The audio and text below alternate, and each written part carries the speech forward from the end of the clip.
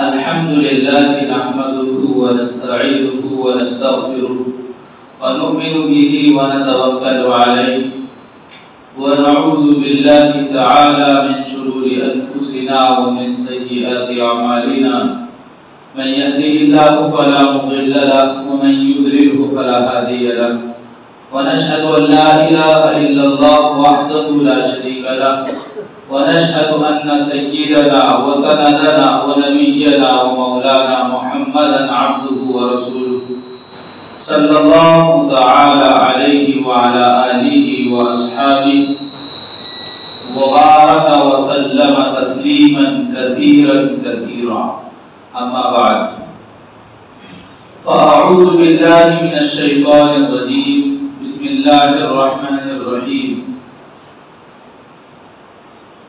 إن عدة الشهور عند الله 12 شهرا في كتاب الله يوم خلق السماوات والأرض منها 4 حرم ذلك الدين القيم صدق الله العظيم. قال النبي صلى الله عليه وسلم والمهاجر من هجر ما نهى الله عنه أو كما قال صلى الله عليه وسلم. میرے محترم بھائیوں اور دوستوں، اسلامی کیلنڈر کا یہ پہلا مہینہ ہے جسے محرم الحرام کہتے ہیں. یہ ہمارا اسلامی سال کا پہلا مہینہ ہے. اس کے علاوہ جو دوسرا کیلنڈر ہے وہ عیسوی کیلنڈر ہے جس کو لوگ انگریزی کیلنڈر یا انگریزی سال کہتے ہیں. اس کی شروعات حضرت عیسیٰ علیہ السلام کے آسمان پر اٹھائے جانے کے دن سے شروع ہوتی ہے. پہلے کے زمانے میں کوئی خاص کیلنڈر متعین نہیں تھا اور مہینے پورے 12 تھے، اور یہ 12 مہینے آج سے نہیں، جب سے اللہ تعالیٰ نے دنیا کو بنایا، زمین و آسمان کو بنایا، اسی وقت سے 12 مہینے چلے آ رہے ہیں. لیکن 12 مہینے کی جو ترتیب ہے جس طرح سے، اس طرح سے ترتیب نہیں تھی، اور اس طرح سے کوئی خاص نام نہیں تھا سال کے اعتبار سے. سال میں 12 مہینے ہیں، یہ تو شروع ہی سے مسلم ہے اور شروع ہی سے چلے آ رہے ہیں، لیکن سال کی جس طرح ترتیب اس دور میں ہے اس طرح کی ترتیب نہیں تھی، بلکہ ترتیب اس طرح رہا کرتی تھی کہ کوئی بڑا واقعہ یا بڑا حادثہ پیش آتا تھا، اسی وقت سے نئے سال کی شروعات ہو جاتی تھی. اور اگر کسی کو بتانا ہوتا تھا کہ میں فلاں جگہ گیا تھا تو کس تاریخ کو گیا تھا، یا یوں کہہ لیجیے کہ میرے لڑکے کی شادی ہوئی تھی تو اس تاریخ کو ہوئی تھی، اس سال میں ہوئی تھی، اس کو بتانا ہے تو وہ کیا طریقہ اپناتے تھے. اس کے لیے وہ یہ بات اپناتے تھے، یہ طریقہ ان کے اندر رائج تھا کہ وہ دیکھتے تھے کہ کون سا واقعہ اس وقت پیش آیا تھا.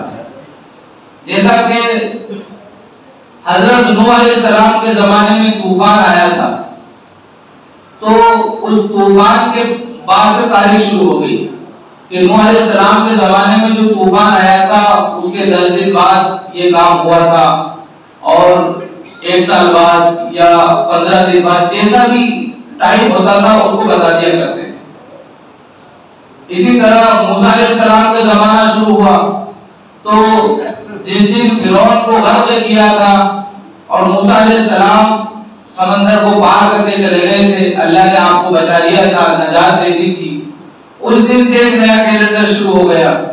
اور لوگ پھر کہنے لگے کہ موسیٰ علیہ السلام کے نجات پانے کے دن سے اتنے سال بعد، اتنے دن بعد، اتنے مہینے بعد، یہ کہنے لگے. اس طرح سے ایک نیا کیلنڈر شروع ہو گیا. اسی طرح عیسیٰ علیہ السلام کا زمانہ آیا تو عیسیٰ علیہ السلام کو جب آسمان پر اٹھا لیا گیا تو یہ بہت بڑا واقعہ تھا. تو اسی دن سے ایک تاریخ شروع ہو گئی، ایک نیا کیلنڈر شروع ہو گیا. مہینے وہی تھے 12، لیکن سال اس طرح مرتب نہیں تھے. اسی وقت سے سال شروع ہو گیا اور یہ کہا جانے لگا کہ عیسیٰ علیہ السلام کے آسمان پر اٹھائے جانے سے مہینہ بھر بعد، سال بھر بعد، 2 مہینے بعد یہ کام انجام پایا یا یہ بات پیش آئی، بس یہ شروع ہو گیا. اس کے بعد نبی اکرم صلی اللہ علیہ وسلم کو نبوت ملنے سے پہلے کا واقعہ ہے کہ کعبے کے اوپر حملہ کرنے کی ناپاک کوشش کی ابرہہ نے، اور حاجیوں کے بڑے لشکر کے ساتھ وہ مکہ المکرمہ حملہ کرنے کے لیے آیا، حالانکہ اللہ تعالیٰ نے اس کو ناکام کر دیا.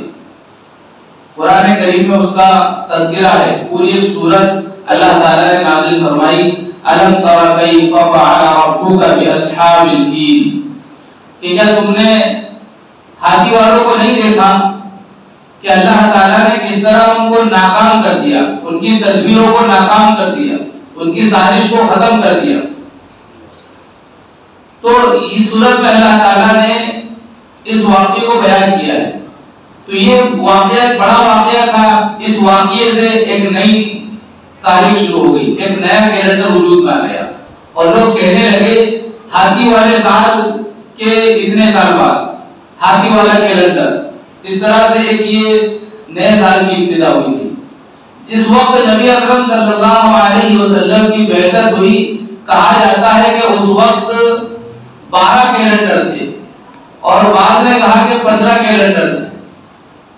اور حضرت قاضی سلمان منصور پوری رحمت اللہ علیہ نے سیرت کے عنوان سے ایک بڑی جامع کتاب لکھی ہے جس کا نام ہے رحمت للعالمین.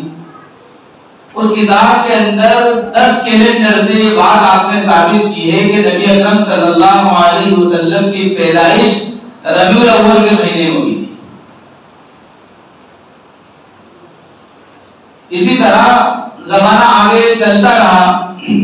حضرت عمر رضی اللہ تعالیٰ عنہ کا جب دور آیا تو حضرت ابو موسیٰ اشعری رضی اللہ تعالیٰ عنہ نے یہ درخواست کی کہ امیر المومنین اپنا بھی کوئی کیلنڈر ہونا چاہیے، اس لیے کہ ہمیں خط لکھنا ہوتے ہیں تو خط میں یہ تو لکھا ہوتا ہے کہ خط محرم کے مہینے میں چلا یا سفر کے مہینے میں روانہ ہوا، لیکن کون سے سال چلا، کتنی تاریخ کو چلا، یہ متعین نہیں ہو پاتا ہے. اس لیے دشواری ہوتی ہے. جب خط وہاں پہنچتا ہے تو وہ جواب دینے والا سوچتا ہے کہ پتہ نہیں کب کا خط ہے، ابھی تازہ ہے یا پرانا ہے. جس مقصد کے لیے خط بھیجا گیا تھا ہو سکتا ہے وہ مقصد پورا ہو گیا ہو، تو بڑی پریشانی آتی تھی. اس لیے اور پھر اسلام کی ایک شان ہے کہ دین اسلام جو ہے ابدی مذہب ہے. اللہ تعالیٰ نے مذہب اسلام کو ایک شان امتیازی عطا فرمائی ہے. تو اللہ کہ اس عطا کردہ مذہب کے اندر کوئی ایک ایسا کیلنڈر ہونا چاہیے جو ہمارا امتیاز ہو، ہمارا فخر ہو. تو اس کے لیے حضرت عمر رضی اللہ تعالیٰ عنہ نے میٹنگ بٹھائی، تمام بڑے بڑے صحابہ کرام کو جمع کیا، جو ان کے منتخب کردہ جو اس وقت کی شورا کی پارلیمنٹ تھی اس کو جمع کیا. سب سے مشورہ لیا کہ بتاؤ اس طرح کا معاملہ ہے، ہمیں اپنے سال کی بنیاد رکھنا ہے، اپنے کیلنڈر کی بنیاد رکھنا ہے، تو اس کے لیے کون سا دن منتخب کیا جائے. تو صحابہ کرام نے مختلف رائے دی. حضرت علی رضی اللہ تعالیٰ عنہ کی رائے یہ تھی کہ ہمارے سال کی ابتدا نبی اکرم صلی اللہ علیہ وسلم کے ہجرت کے دن سے ہونا چاہیے. اس کے علاوہ کسی نے رائے یہ دی کہ جس دن نبی پیدا ہوئے تھے اس دن سے جو ہے کیلنڈر کی بنیاد رکھی جائے. کسی نے کہا کہ جس دن وفات ہوئی تھی اس دن سے بنیاد رکھی جائے. آپ نے ساری رائے کو سنا اور اخیر میں جو ہے حضرت علی رضی اللہ تعالیٰ عنہ سے یہ فرمایا کہ تم بتاؤ کہ ہجرت سے شروعات کریں، اس کی کیا وجہ ہے. تو حضرت علی رضی اللہ تعالیٰ عنہ نے اس کی حکمت بتائی کہ اگر ہم نبی کی پیدائش سے سال کی بنیاد رکھتے ہیں، کیلنڈر کی شروعات کرتے ہیں، تو لوگ برتھ ڈے منانا شروع کر دیں گے اور ایک جشن جیسا وہ عمل کریں گے، جیسا کہ آج بھی لوگ برتھ ڈے مناتے ہیں، حالانکہ جائز نہیں ہے۔ اور دوسری بات یہ ہے کہ نبی اکرم صلی اللہ علیہ وسلم کی پیدائش کے سلسلے میں اختلاف ہے۔ یقینی بات کوئی یہ نہیں کہہ سکتا کہ آپ 12 ربیع الاول ہی کو پیدا ہوئے تھے۔ بعض نے 9 ربیع الاول بھی بتایا ہے، بعض نے 7 ربیع الاول بھی بتایا ہے، بعض نے 12 ربیع الاول بھی کہا ہے۔ بلکہ میری اپنی معلومات کی حد تک تو یہ ہے کہ زیادہ تر جو باتیں ہیں وہ 9 ربیع الاول کے تعلق سے ہیں، لیکن جو مشہور تاریخ ہے وہ 12 ربیع الاول کی ہے کہ 12 ربیع الاول پیر کے دن نبی اکرم صلی اللہ علیہ وسلم پیدا ہوئے۔ تو اس میں اختلاف تھا، اگر کوئی ایک دن ہم متعین کر لیں گے تو دوسرے کو اس میں اعتراض ہوگا کہ نہیں یہ تاریخ پیدائش کی تاریخ یہ نہیں تھی، یہ تھی۔ اور اگر ہم وفات کا دن متعین کرتے ہیں تو پھر وفات ایک بڑا حادثہ ہے، اور جب بھی اسلامی سال کی بات ہوگی تو مسلمان کو نبی کی وفات کا صدمہ ستائے گا، یہ ایمان والے نبی کی وفات کے صدمے سے پریشان ہوں گے اور بعض لوگ غم میں مبتلا ہو جائیں گے۔ اس لیے نہ خوشی کی طرف ذہن جائے نہ غم کی طرف ذہن جائے، بلکہ ہم نبی اکرم صلی اللہ علیہ وسلم کے ہجرت کرنے کے دن سے جو ہے اسلامی کیلنڈر کی شروعات کرتے ہیں، اس لیے کہ یہ ہجرت اسلام کی فتح تھی۔ تو جب بھی ہمارا ذہن اسلامی سال کی طرف جائے گا تو اسلام کی فتح کی طرف جائے گا، اور ہجرت سے ایک پیغام ہمیں ملے گا۔ ہجرت بولتے ہیں اللہ کے لیے اپنے گھر بار کو چھوڑ کر کسی دوسری جگہ اقامت اختیار کر لینا۔ تو جو لوگ اللہ کے لیے، اللہ کے دین کے لیے اپنے گھر بار کو چھوڑ کر ہجرت کر کے چلے گئے وہ مہاجر کہلائے۔ اور اب ہجرت کا وہ حکم جو پہلے نبی کے زمانے میں تھا اب باقی نہیں رہا، اس لیے کہ ہجرت اس وقت کی جاتی ہے جب کہ اپنے وطن میں رہ کر اپنے دین پر عمل کرنا مشکل ہو جائے۔ اب ایسے حالات الحمدللہ کہیں پر بھی نہیں ہے، سب جگہ آسانی ہے، سہولتیں ہیں کہ انسان اپنے مذہب پر اپنے دین پر آسانی سے عمل کر سکتا ہے۔ تو وہ ہجرت جو نبی اکرم صلی اللہ علیہ وسلم نے یا آپ صحابہ کرام نے مکے سے حبشہ کی یا مکے سے مدینہ کی ہجرت کی، وہ ہجرت کا حکم باقی نہیں رہا۔ اس لیے نبی اکرم صلی اللہ علیہ وسلم نے فرمایا کہ اصل مہاجر وہ ہے، والمہاجر من ہجر ما نہی اللہ عنہ، کہ مہاجر وہ نہیں ہے جو اپنے گھر بار کو چھوڑ کر نکل جائے اور جس مقصد کے لیے گھر بار چھوڑا ہے اس مقصد سے جو ہے دور رہے، وہ مہاجر نہیں۔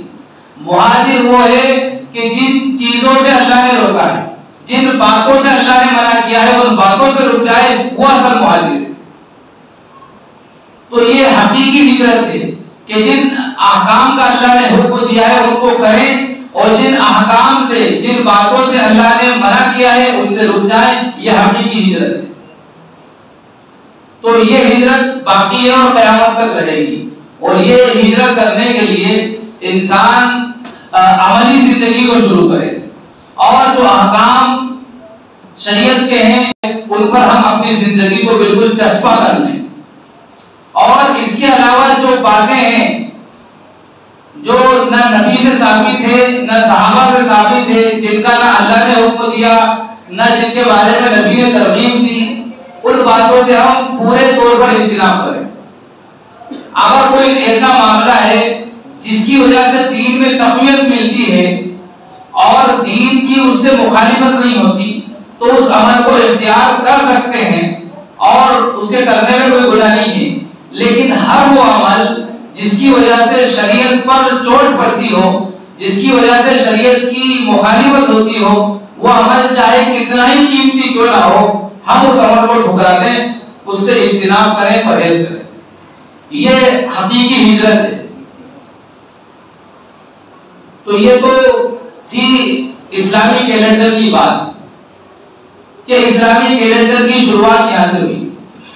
اس لیے اب ہمیں ضروری ہے کہ ہجرت کا پیغام کہ نبی نے اللہ کے دین کے لیے اپنے گھر بار کو چھوڑا، صحابہ کرام نے اللہ کے دین کے لیے اپنے گھر بار کو چھوڑا اور مستقل انہوں نے مدینے کو اپنا مسکن بنا لیا.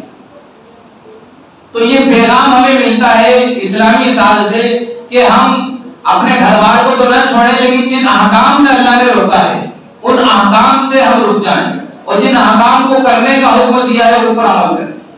یہ ہجرت قیامت تک رہے گی اور اس پر ہر مسلمان کو عمل کرنا چاہیے. ورنہ جو منشا صحابہ کرام کی تھی، جس بات کو بنیاد بنا کر انہوں نے اسلامی سال کی شروعات ہجرت سے کی تھی، وہ مقصد فوت ہو جائے گا. بلکہ اگر صحابہ کرام اس دور میں آ جائے اور دیکھ لیں کہ آج کے مسلمانوں کو اسلامی سال کی تاریخ ہی پتہ نہیں، اگر خود آپ غور کریں کہ آپ کو یہ تو پتا تھا 1 محرم کب ہے، 10 محرم کب ہے، یہ تو پتا تھا، لیکن اب آپ سے پوچھا جائے کہ آج محرم کی کتنی تاریخ ہے تو آپ انگلیوں پہ جوڑیں گے. اسی طرح ابھی محرم کا مہینہ چل رہا ہے، تو 2-4 مہینے بعد اگر کسی سے پوچھا جائے کہ اسلامی کیلنڈر کا کون سا مہینہ ہے تو اکثر دینداروں کو بھی پتہ نہیں ہوگا. تو یہ بہت بڑی غفلت ہے. یہ اسلام کا ایک حصہ ہے، شریعت کا ایک حصہ ہے. اس لیے ضروری ہے کہ ہم اس اسلامی تاریخ کو فروغ دیں. اور اگر کلی طور پر سارے لوگ اگر اس اسلامی تاریخ کو اور اسلامی کیلنڈر کو چھوڑ دیتے ہیں تو سب کے سب گنہگار ہیں. اس لیے یہ فرض کفایہ والا عمل ہے. لیکن اگر ہر انسان دوسرے پر تکیہ کر لے گا کہ فلاں لوگوں کو پتہ ہوگی ان سے پوچھ لیں گے، فلاں لوگوں کو پتہ ہوگی ان سے پوچھ لیں گے، تو دھیرے دھیرے آئندہ چل کے اس کا بالکل رواج ہی ختم ہو جائے گا. اور آج میں اگر دیکھا جائے تو اسلامی کیلنڈر کے مقابلے میں عیسوی کیلنڈر کو ہر جگہ فوقیت حاصل ہوئی. یہاں تک کہ جو اسلامی ممالک ہیں ان میں بھی اسلامی کیلنڈر کے بجائے عیسوی کیلنڈر زیادہ استعمال ہوتا ہے. حالانکہ جب صحابہ کرام نے سوال کیا یسألونک عن الاہلہ، چاند کے بارے میں، اسلامی سال کے بارے میں، تو اللہ تعالیٰ نے حکم دیا قل ہی مواقیت للناس کہ یہ آپ سے اسلامی سال کے بارے میں، چاند کے بارے میں پوچھتے ہیں تو آپ ان کو بتا دیجئے قل ہی مواقیت للناس، یہ لوگوں کے لیے اوقات مقرر کرنے کے لیے ہے. اور حج کا ٹائم کس طرح متعین کیا جائے اس کے لیے کہ ہمارا حج اور ہماری زکات اور اسی طرح ہمارے رمضان کے روزے اور دیگر وہ احکام جو اسلام سے تعلق رکھتے ہیں وہ سارے کے سارے اسلامی سال کے مطابق ادا کیے جائیں گے تو ہوں گے. لیکن اگر بالفرض یہ سمجھ لیجیے کہ کوئی انسان زکات ادا کر رہا ہے تو وہ اسلامی سال کے حساب سے نہیں کر رہا ہے بلکہ وہ انگریزی سال کے حساب سے ادا کر رہا ہے. اردو میں انگریزی سال کہا جاتا ہے، اسی لیے میں نے کہا، ورنہ یہ عیسوی سال ہے. حضرت عیسیٰ علیہ السلام کے آسمان پر اٹھائے جانے کے دن سے اس کی شروعات ہوئی ہے. اور یہ بات یہاں پر سمجھ لیں کہ عیسیٰ علیہ السلام کو اللہ تعالیٰ نے آسمان پر اٹھایا، یہ ہم لوگوں کا عقیدہ ہے. عیسائیوں کا عقیدہ یہ ہے کہ ہم نے ان کو سولی پر چڑھا دیا. اللہ تعالیٰ نے اس بات کا کھلے طور پر انکار کیا ہے. فرمایا وما قتلوه وما صلبوه ولكن شبه لهم کہ عیسیٰ علیہ السلام کو نہ تو انہوں نے قتل کیا ہے اور نہ ہی سولی دی ہے اور نہ ہی ان کی ذکری موت ہوئی ہے، بلکہ بر رفعہ اللہ الیہ، اللہ تعالیٰ نے ان کو آسمان پر اٹھا لیا. ولكن شبه لهم، لیکن یہ لوگ تو معاملہ ان کو مشتبہ کر دیا گیا، شک و شبہ میں ان کو جو ہے مبتلا کر دیا گیا. یہ شک میں پڑے ہوئے ابھی تک اس کی تحقیق نہیں کر پائے. تو میرا یہ ہم لوگوں کا عقیدہ ہے. اور اسی طرح اللہ قیامت سے پہلے عیسیٰ علیہ السلام کو واپس دنیا میں اتاریں گے اور دمشق کے اندر جامع مسجد کے ایسٹ والے مینارے پر وہ اتریں گے. تو یہاں پر یہ بات بھی سمجھ لینا چاہیے کہ آئے دن کوئی نہ کوئی جو ہے دعویٰ کرتا رہتا ہے کہ میں عیسیٰ ہوں، تو اس پر یقین کرنے سے پہلے یہ دیکھ لیں کہ کیا یہ دمشق کی جامع مسجد کے H2 والے مینارے پر سے اترا ہے، یہ پہچان بتا دی ہے، اس کے بغیر کوئی جو دعویٰ کرے وہ جھوٹا ہے۔ بہرحال خلاصہ یہ ہے کہ ہمیں اسلامی سال کو مقدم رکھنا چاہیے، اور اس کی ترتیب یہ رکھیں آپ کہ جہاں آپ عیسوی کیلنڈر کی تاریخ لکھیں، جنوری فروری کی تاریخ لکھیں، وہاں پر نیچے اسلامی کیلنڈر کی تاریخ بھی لکھیں، تو اس سے دونوں بات اس پر عمل بھی ہو جائے گا اور آپ کا جو عیسوی کیلنڈر ہے وہ بھی استعمال ہو جائے گا۔ اسی طرح جو لوگ عیسوی کیلنڈر کے حساب سے زکات نکالتے ہیں تو ان کی زکات تو ادا ہو جائے گی، لیکن 36 سال میں 365 دن کی زکات ان کی کم ہوگی، یعنی 36 سال جب عیسوی کیلنڈر کے ہو جاتے ہیں، عیسوی کیلنڈر کے جب 36 سال کی زکات آپ نے ادا کر دی تو 1 سال کی زکات اور آپ کو ادا کرنا ہوگی، اس لیے کہ اسلامی سال میں 10 دن کم ہوتے ہیں، تو یہ جو عیسوی سال ہے 10 دن بعد آتا ہے اور یہ 10 دن پہلے آ جاتا ہے، تو 36 سال میں 1 سال کی زکات اور آپ کو ادا کرنا ہے، اگر نہیں ادا کریں گے تو پھر گنہگار ہوگا، اس لیے بہتر ہے کہ آپ اسلامی سال کے حساب سے زکات نکالیں۔ اسی طرح عورتوں کی جو عزت کا مسئلہ ہے وہ بھی اسلامی سال کے حساب سے ہے، تو یہ بہت ضروری ہے کہ اس کے بغیر ہمارا دین ہم اپنے دین پر عمل نہیں کر سکتے۔ اگر اسلامی سال کو ہم یاد نہیں رکھتے ہیں تو ہم اپنے دین پر عمل نہیں کر سکتے، اس لیے اس کو یاد رکھیں۔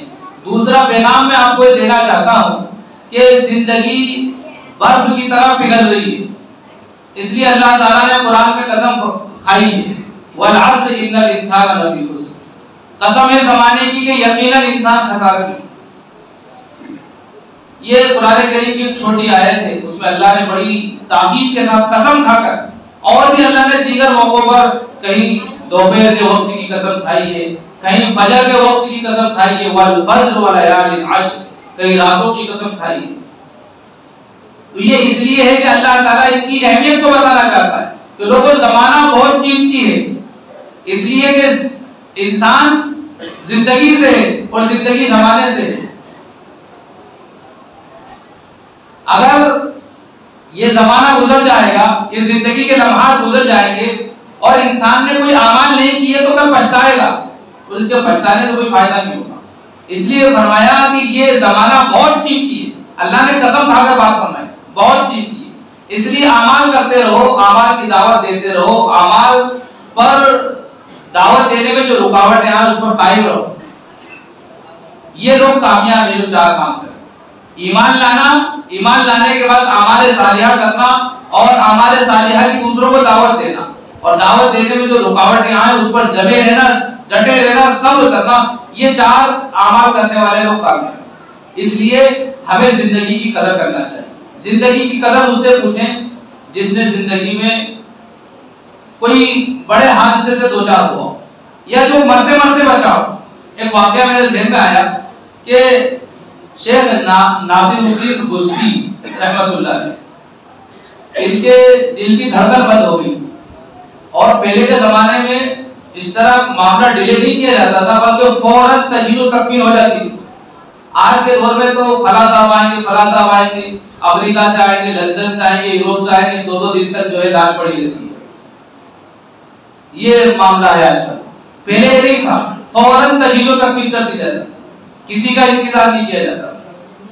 تو دل کی دھڑکن بند ہوئی، تجہیز و تکفین کر کے جنازے میں لے جا کر دفن کر دیا۔ دفن کیا، اس کے بعد آپ کھل گئی، دھڑکن جو بند تھی چالو ہو گئی۔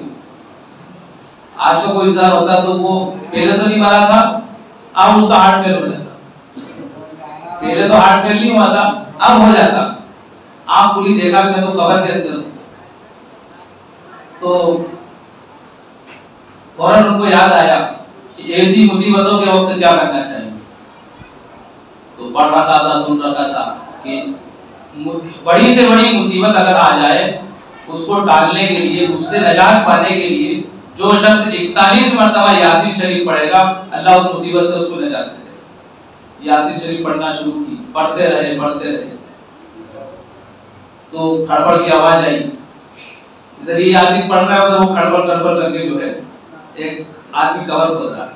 کفن چور رہا کرتے تھے پہلے کے زمانے میں, وہ کیا کرتے تھے کہ دیکھتے تھے کوئی تازہ مردہ کون سا ہے, جو نئی نئی قبر ہوتی تھی دیکھ اس کو کھودتے تھے, کفن چرا کر بازار میں بیچ دیا. تو قبر کھودتے ہوئے جیسے ان کی 41 یاسین مکمل ہوئی اور قبر کھودنے والا قبر کھود کے فارغ ہوا, جیسے بھر کے ہٹائے اور کفن کھینچا تو اٹھ کے بیٹھ گئے. ان کا ہاتھ تو فیل نہیں ہوا, کفن چور کا ہاتھ فیل ہو گیا. کفن چور کا ہاتھ فیل ہو گیا. جلالی اپنا کفن لپیٹ کر جو ہے وہاں سے نکلے قبرستان سے. سوچا کہ اگر چلا جاؤں گا میں تو تازہ معاملہ ہے, لوگ سوچیں گے کہ بھوت آ گیا. تو اس لیے انہوں نے تھوڑا انتظار کیا, وہ کسی قریبی انسان کے پاس جس کو خبر نہیں ہوئی تھی کہ وہ انتقال کر گئے, ان کو پورا واقعہ سنایا. پھر انہوں نے بات جا کر جو ہے ان کو بتائی کہ ایسا معاملہ ہے. ان کے دل کی دھڑکن بند ہو گئی تھی اور تم ان کو دفن کرائے, وہ زندہ ہیں. پھر یہ آئے تو انہوں نے قبر کے کچھ لمحے دیکھے تھے, اس کے بعد سے ایک لمحے بھی غفلت نہیں. پھر بہت زیادہ عبادت, ایک بڑی تفسیر انہوں نے لکھی. تو بھائیو بتانا چاہ رہا ہوں کہ اس انسان سے زندگی کی قیمت پوچھو جو مر چکا ہے, یا مرتے بچا ہے.